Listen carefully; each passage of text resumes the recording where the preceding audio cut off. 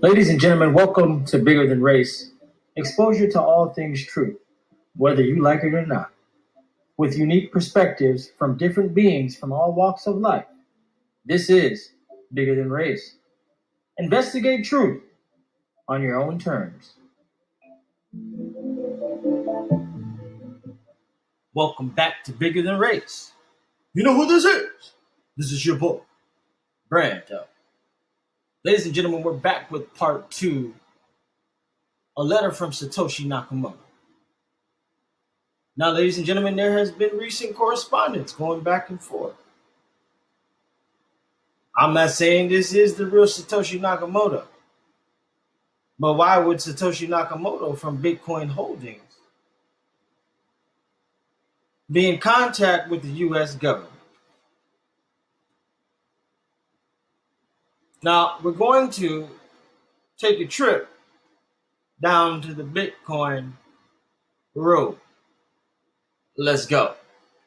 A California man is the focus of international attention this morning. Newsweek reports that he is the mastermind behind Bitcoin. The digital money is now accepted by merchants all around the world, but the creator has been a mystery. In a moment, we'll talk to the Newsweek author who says she tracked him down. But first, Vanita Nair shows us how the man is disputing her report. Okay, no questions right now. I want my free on. 64-year-old Dorian Satoshi Nakamoto emerged from his Southern California home Thursday and walked right into a media frenzy. Hours after Newsweek magazine claimed he was the mystery man behind Bitcoin. I'm not in Bitcoin. But your address is Bitcoin. I don't know anything about it. According to that article, Nakamoto is a model train buff who lives in a modest single-family home with his mother. When confronted about Bitcoin, he said, "I am no longer involved in that, and I cannot discuss it." The article triggered a full-blown game of cat and mouse through the streets of Los Angeles, with the media tracking Nakamoto's every move, using the Twitter hashtag #BitcoinChase. Eventually, the retired engineer ended up at the Associated Press Bureau. Where did that come about? Over a meal of free sushi, he continued denying he was the computer whiz worth an estimated $400 million. In fact, he said he hadn't even heard of Bitcoin until 3 weeks ago. The main reason I'm here is to clear my name that I have nothing to do with Bitcoin, nothing to do with developing. I was just an engineer doing something else. This isn't the first time the media has tried to unmask Bitcoin's founder. Other outlets have tried but failed to identify the creator. Nathaniel Popper covers Bitcoin for the New York Times. This is a global system worth billions of dollars, and I think the world does have a right to know, and people have sunk their lives into this. But at least for now, I never worked for the company. I don't know any people there. It looks like the mystery lives on. For CBS This Morning, Vanita Nair, New York. Now, ladies and gentlemen, I promise you, I'm going to do my very best to lead you to the true Satoshi Nakamoto. Now, I know this may ruffle some feathers out there, but this is ruffle and feather season. And I don't really mind doing that. Let's continue. On Toshi Times, who is Satoshi? Bitcoin's early developer, Jeff Garzik, has some theories. This was back in 2018, November. It says from 2010 to 2011, Garzik communicated directly with Satoshi Nakamoto, the mysterious creator of Bitcoin, via private email and the Bitcoin Talk forum. However, Nakamoto vanished without warning in 2011. Looking back, Garzik has had time to cultivate his theories on who it might have been that he was talking to. Garzik's theory, Dave Kleiman, the Bitcoin coder, was someone who was very, very smart, but not a classically trained software engineer. Garzik states, "My personal theory is that it's Floridian Dave Kleiman. It matches his coding style." Dave Kleiman, I said it wrong earlier, who passed away in 2013 of causes related to an MRSA infection, was a former soldier and police detective In 1995, he was paralyzed after being involved in a motorcycle accident and began working on computer forensics for the Palm Beach County Sheriff's Office in Florida. All accounts point to Kleiman being an exceptionally intelligent and dedicated person who excelled at whatever he set his mind to.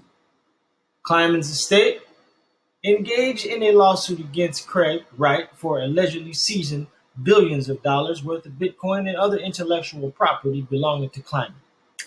Wright, who has been speculated as being Satoshi as well, is the face of the upcoming Bitcoin Cash Fork's new currency, Bitcoin Satoshi's Vision, aka Bitcoin SV. He denies the claim from the Kleiman leveled against him. Now, we know that Craig Wright is not Satoshi Nakamoto. I'm just going to leave it at that. He is definitely not Satoshi.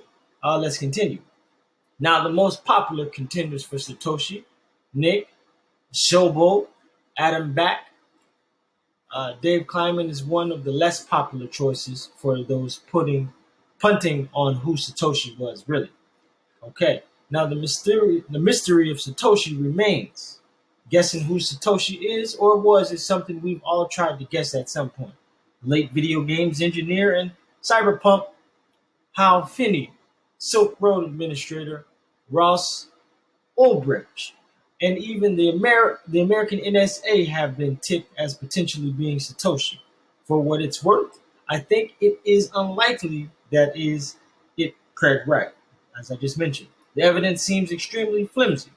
What seems a distinct possibility, however, is that Satoshi is deceased, given the manner in which he disappeared and the time which has passed. Not that it really matters, whilst the mystery around Satoshi's identity remains. A hunger in the community remains. A drive to move forward and solve problems is likely in part fueled by the mystery of Satoshi's identity. As soon as the mask comes off, he is fallible, like any other person. Whilst his identity is still unknown, he remains iconic and representative of an ideal we must strive to achieve. In the end, Satoshi's identity is perhaps a secret, better left unknown. That sounds nice, ladies and gentlemen. But we have direct correspondence with Satoshi talking to the US government. And this is the second document. And this actually took place on August 24th, 2020. Now, this is addressed to Heath P. Tarver, Chairman, Commodity Futures Trading Commission, 3 Lafayette Center, and this is in D.C. CC, Brian D. Quintins, Commissioner, Rothstein Behnam, Commissioner, Don D. Berry Stump, Dan Berkowitz, Commissioner, and Todd A. White, Managing Partner, Rulon and White Governance. If there's anybody's name that I screwed up, please forgive me. An academic, intrinsic examination of Bitcoin, past, present, future, and inherent risk. Hearing request before the Commodity Futures Trading Commission. Now this says, Dear Chairman Tarver, I'm ordinarily known through my nom de plume, Satoshi Nakamoto, founder of Bitcoin. Since the origin of Bitcoin, individuals have been discussing that Bitcoin was made as an asset, commodity, payment framework, or a store of value. Currency can be treated as a commodity, being acquired and offered to take advantage of vacillations in its value, similar with various financial guidelines and assets. If you look back in history, there was a time where a barter system was in place, and bartering was utilized instead of cash to purchase merchandise. I comprehend that Bitcoin and later blockchain industry all in all veered off from its actual embodiment and vision. I had created Bitcoin, best of breed, With the correct reconciliation and vision, Bitcoin could be an ally to the US government and a true game changer for the US economy. Bitcoin/blockchain was akin to water, which underpins all life forms and was similar to an operating system underlying revolutionary future innovations.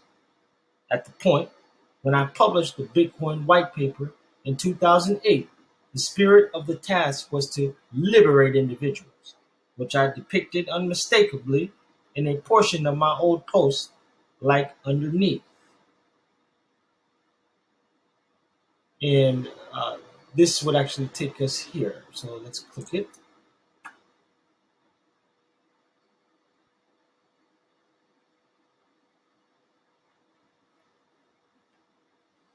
So this takes us here. And Satoshi Nakamoto, this was in November 14th, 2008. He's talking to Finney. Now he's going to highlight this in this document, but I will also link that so you guys can read along. It's very attractive to the libertarian viewpoint if we can explain it properly. I'm better with code than with words, though. Now, some of this you might have heard in the previous document as well, but there's also new information in here. Bitcoin has kicked the hornet's nest, and the swarm is headed toward us. Furthermore, my return after nearly 10 years isn't only a fortuitous event, yet to deal with this multitude in a fair manner. Now, we're going to highlight this again because, furthermore, my return after nearly 10 years isn't only a fortuitous event, yet to deal with this multitude in a fair manner.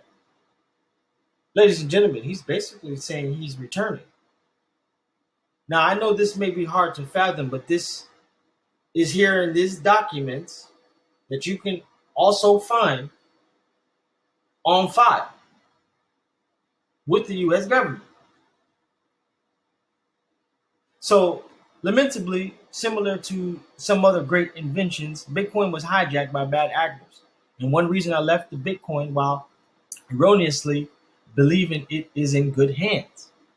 I likewise trust that through the pivotal work I've been doing in the last 1 decade subsequent to the launch of Bitcoin, which addresses the future of Bitcoin/chain of blocks through Bitcoin version 1, quantum computing, artificial intelligence, fintech, and biotech.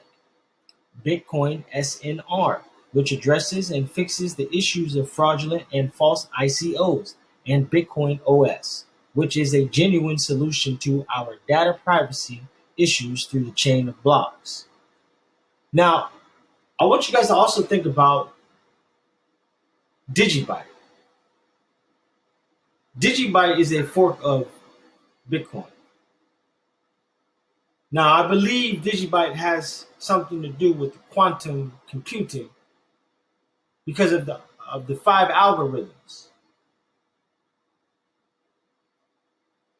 Now, also Bitcoin, the Digibyte's creator, I'm not sure of his name, Jake, I believe something. Basically, Jared Tate is his name, not Jake. Jared Tate from Digibyte, he left. So now it is on its own. So I would definitely keep an eye out for Digibyte, especially because it's a fork of Bitcoin, and I think there's something else going on there that we might need to pay attention to. But let's continue. As a subject matter expert, I'm available to help and team up with the government and regulatory authorities in the USA and work with the US government to support its efforts to monitor risk, improve compliance, and inform policy with respect to digital assets. With our joint effort through our endeavor in the US, we will have the capacity to create huge job opportunities and revenue and to change 42 or more business paradigms inside the US, such as banking, hedge funds, voting, internet identity and DNS, cyber defense infrastructure, security, ride sharing like Uber, internet advertising, blockchain exchange, education and academia, car leasing and sales, industrial IoT and mesh networking, cloud storage, cloud computing, forecasting, entertainment rights and intellectual property, stock trading, real estate, insurance, healthcare, supply chain management, energy management, sports management, gift cards and loyalty programs, government and public records, gun tracking, wills and inheritances, retail, charity, law enforcement, human resources, business and corporate governance, credit histories, 3D printing and manufacturing, crowdfunding, commodity-backed currency, libraries, publishing, fishing, photography, public assistance, video streaming, social networking, and messaging apps. I foresee the destiny of the chain of block/blockchain industry altering the global economic models, with the USA leading this revolution. And it'll be my honor to be part of this transformation. Yours sincerely, Satoshi Nakamoto, founder of Bitcoin/Bitcoin Holdings. P.S. I've attempted to clarify my vision in my past posts before I left the Bitcoin in 2011. Please see the annexure.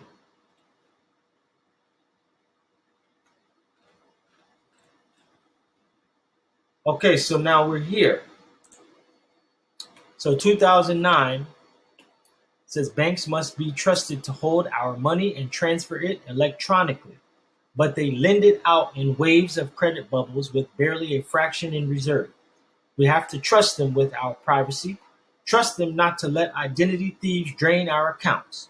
Their massive overhead costs make micropayments impossible. So number two, in this sense, it's more typical of a precious metal. Instead of the supply changing to keep the value the same, the supply is predetermined and the value changes. As the number of users grows, the value per coin increases. It has the potential for a positive feedback loop. As users increase, the value goes up, which could attract more users to take advantage of the increasing value. And this, ladies and gentlemen, number two, is called the network effect. Now, number three, the price of any commodity tends to gravitate toward the production cost. If the price is below cost, then production slows down. If the price is above cost, profit can be made by generating and selling more. At the same time, the increased production would increase the difficulty, pushing the cost of generating towards the price. Number four, Bitcoin have no dividend or potential future dividend, therefore not like a stock, more like a collectible or commodity. Number five, the price of any commodity tends to gravitate toward the production cost. If the price is below cost, then production slows down. If the price is above cost, profit can be made by generating and selling more. At the same time, the increased production would increase the difficulty, pushing the cost of generating towards the price.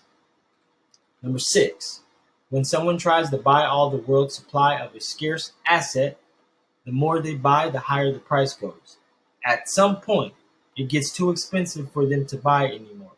It's great for the people who owned it beforehand because they get to sell it to the corner at crazy high prices. As the price keeps going up and up, some people keep holding out for yet higher prices and refuse to sell. As a thought experiment, imagine there was a base metal as scarce as gold, but with the following properties: boring gray in color, not a good conductor of electricity, not particularly strong, but not ductile or easily malleable either. Once again, not particularly strong, but not ductile or easily malleable either. Not useful for any practical or ornamental purpose. And one special magical property: can be transported over a communications channel. If it somehow acquired any value at all for whatever reason, then anyone wanting to transfer wealth over a long distance could buy some, transmit it, and have the recipient sell it. Maybe it could get an initial value circularly, as you've suggested, by people foreseeing its potential usefulness for exchange. I would definitely want some. Maybe collectors. Any random reason could spark it. I think the traditional qualifications for money were written with the assumption that there are so many competing objects in the world that are scarce. Any object with the automatic bootstrap of intrinsic value will surely win out over those without intrinsic value. But if there were nothing in the world with intrinsic value that could be used as money, only scarce, but no intrinsic value, I think people would still take up something. I'm using the word scarce here to only mean limited potential supply. Now, ladies and gentlemen, I want to show you this here. Not this, actually this. This is Bitcoin Holdings and Satoshi Nakamoto Renaissance Holdings.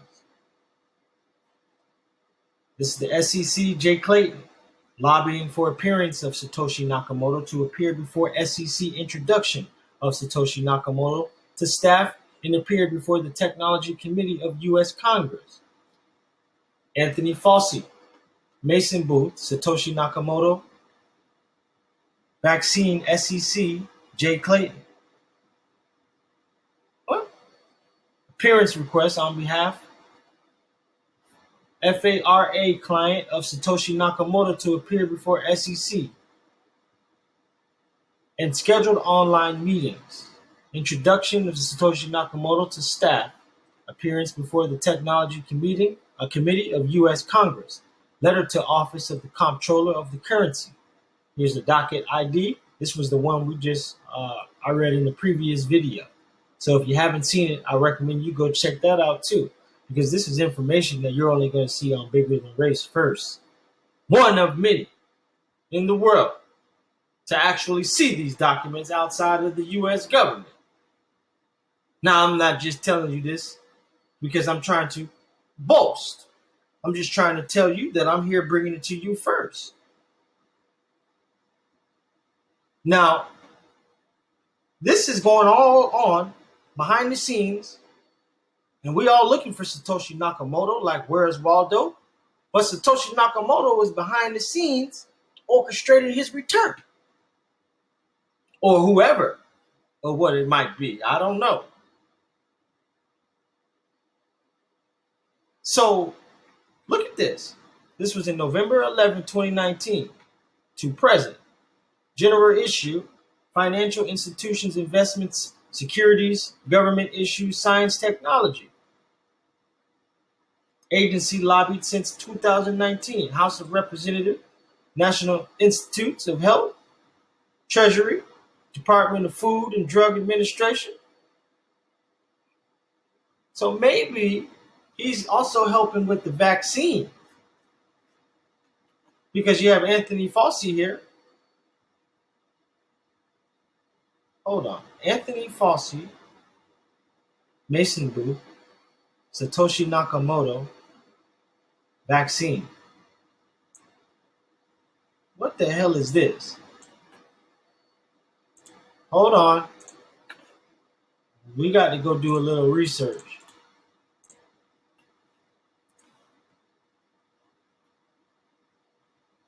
The white paper by Satoshi Nakamoto review.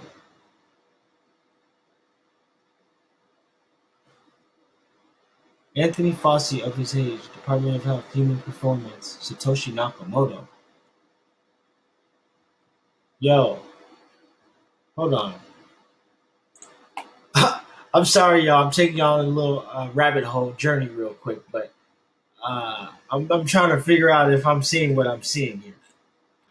The white paper by Satoshi Nakamoto review, the future of cryptocurrency.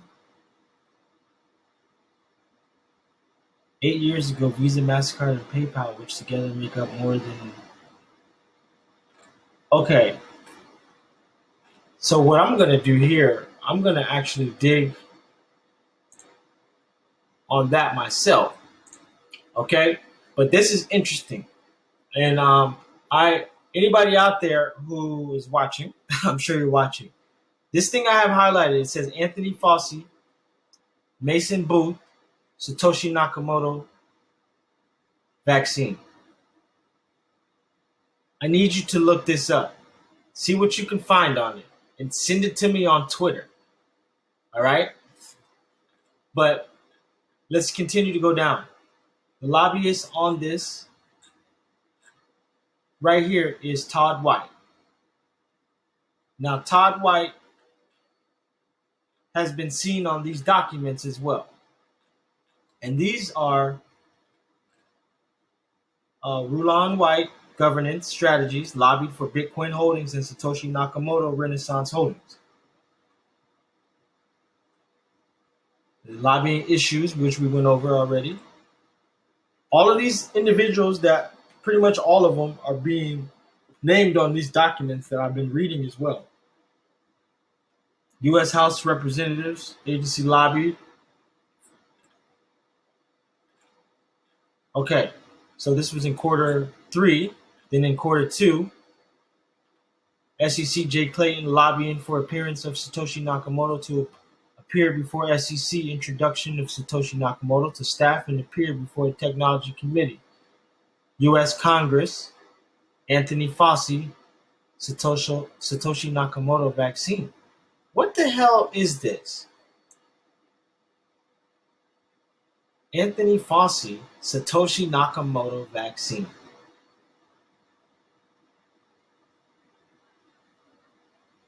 Yo, am I seeing what I'm seeing here? It's crazy. Okay, quarter 1. This was still Rulon White governance strategies was lobbying for Bitcoin holdings Satoshi Nakamoto. Regulatory Certainty Act, Maxine Waters, Satoshi Nakamoto Blockchain Promotion Act, Satoshi Nakamoto testified blockchain SEC Jay Clayton, Satoshi Nakamoto testified Department of Justice, Satoshi Nakamoto blockchain, Tom Emmer, staffer blockchain. Now we got agencies lobbied, which was U.S. House of Representatives, Justice Department, Securities and Exchange Commission, Defense Intelligence. Wow. And then quarter 4, more lobbying going on for Bitcoin holdings. Blockchain Promotion Act 2019-2020, Regulatory Certainty Act 2019-2020 to allow James Khalid Khan, to allow Certainty Act to allow James Bilal Khalid Khan, aka Satoshi Nakamoto, to appear and testify before the committee, House Financial Services and House Committee on Energy and Commerce, Communication and Technology. Ladies and gentlemen, I just think we might have broke the goddamn code. Who Satoshi Nakamoto is. James Bilal Khalid Khan, aka Satoshi Nakamoto. Now I have to look this up. See, they got me on a goose chase. I don't think they knew I was going to get this. Satoshi Nakamoto makes first appearance. What the fuck? Satoshi Nakamoto makes first appearance. How come nobody's hearing about this stuff? Please, somebody tell me.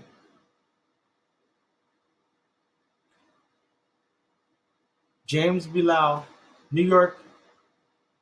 In videos released widely today for the first time, James Bilal Khalid Khan, who created Bitcoin and blockchain technology under Satoshi Nakamoto, shares his innovative plans to restore his original vision.